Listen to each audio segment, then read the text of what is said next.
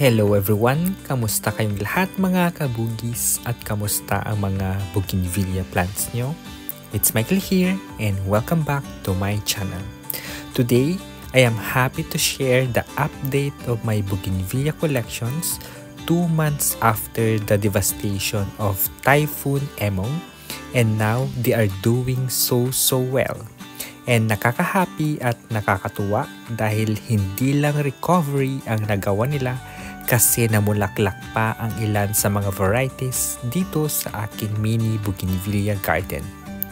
And nakita nyo naman sa first part ng video ay sobrang kalbo ng mga bougainvillea ko dahil na din sinamahan ko na din ng trimming since total naman nakalbo sila nung bagyo.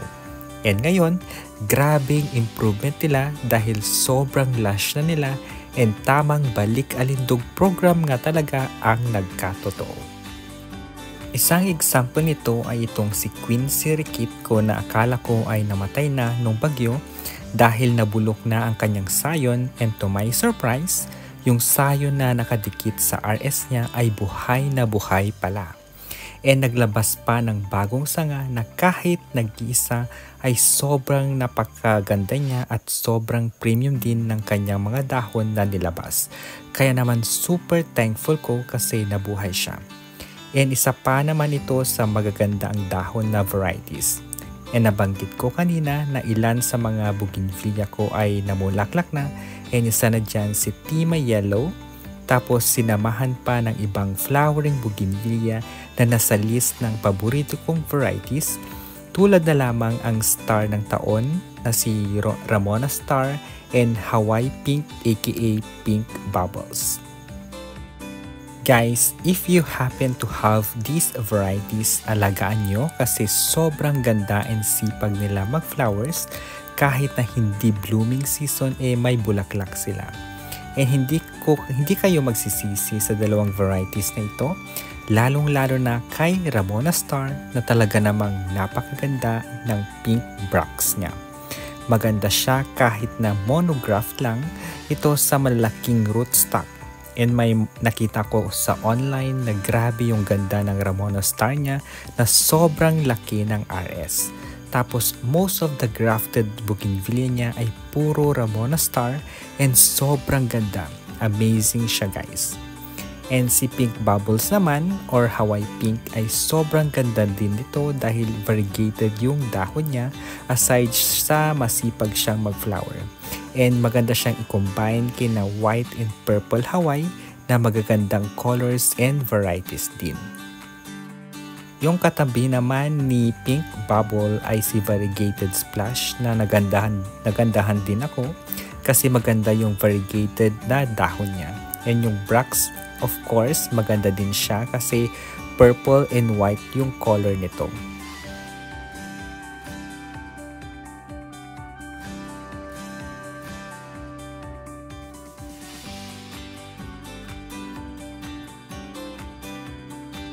Aside kina Ramona Star and Pink Bubble, isa sa highlight din ng taon ay itong si Golden Buttercup ko na nag-flower na for the first time. Hindi mo naman talaga masisisi ang madlang people dahil sobrang ganda din naman talaga niya. Parang ang ganda niya na i-graft sa malaking RS tapos kumpul-kumpul yung flowers niya na purple tapos may pink ay may white and pinkish color. And may nakita din ako nito sa Facebook na naka-monograph lang sa malaking RS and sobrang ganda niya. And magaya nga yun, char.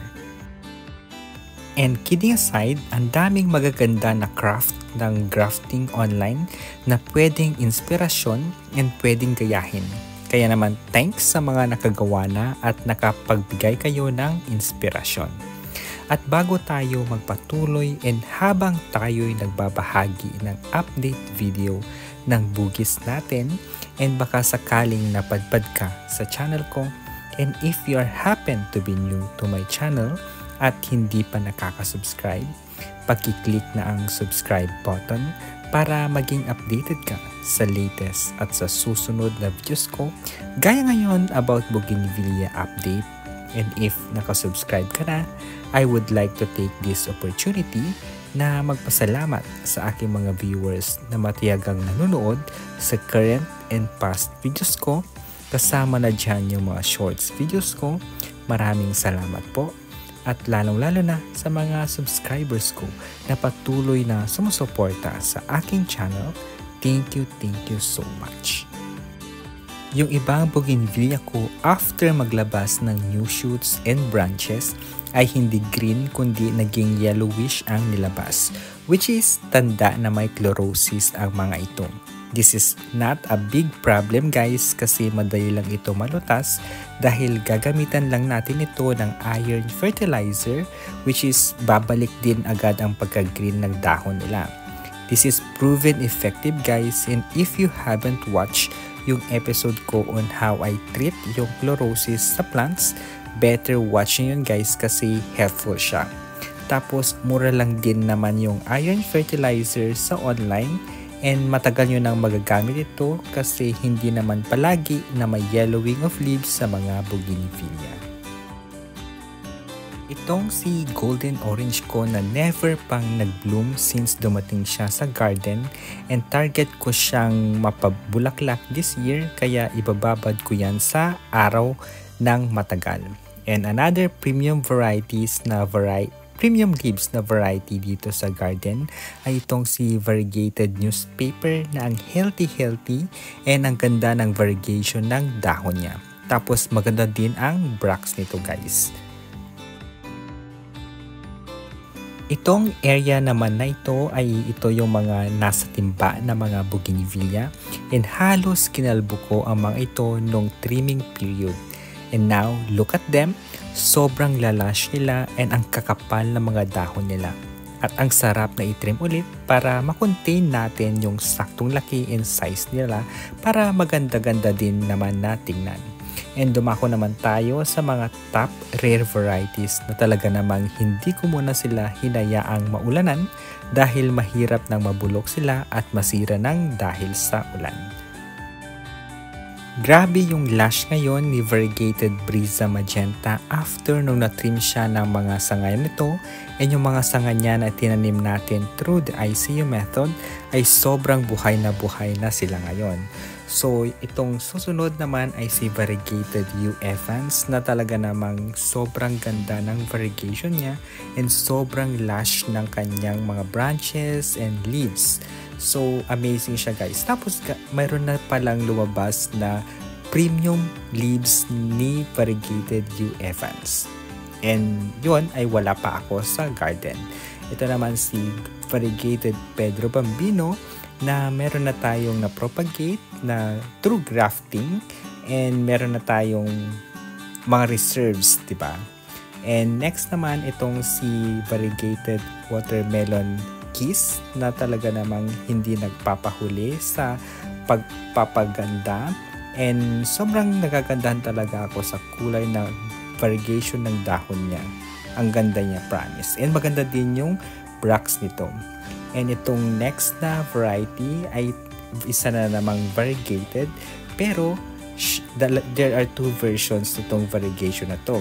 Itong version na ito ay si BH Foxtail Variegated Yellow, and then yung next naman ay si Variegated Foxtail Yellow na galing sa Northern Luzon, while si BH Foxtail Variegated Yellow ay galing sa Southern Luzon. Yun guys, so maganda yung these two varieties, though magkaiba sila ng variegation ng dahon and magkaiba din yung variegation ng kulay nila.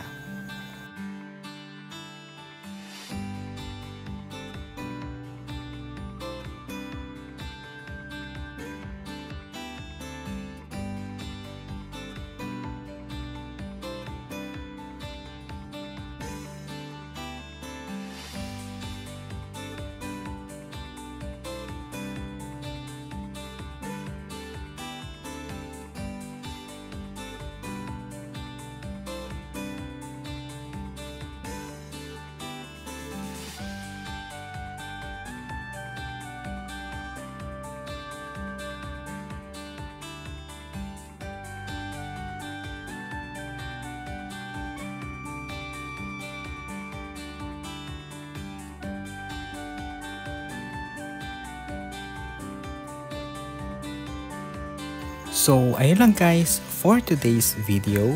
Thank you so much for watching at makakaasa kayo na pagbubutihan ko pang gumawa ng mga relevant videos for bougainvillea. Kaya naman don't forget to subscribe, stay safe and healthy, and we'll see you in my next videos. Bye-bye!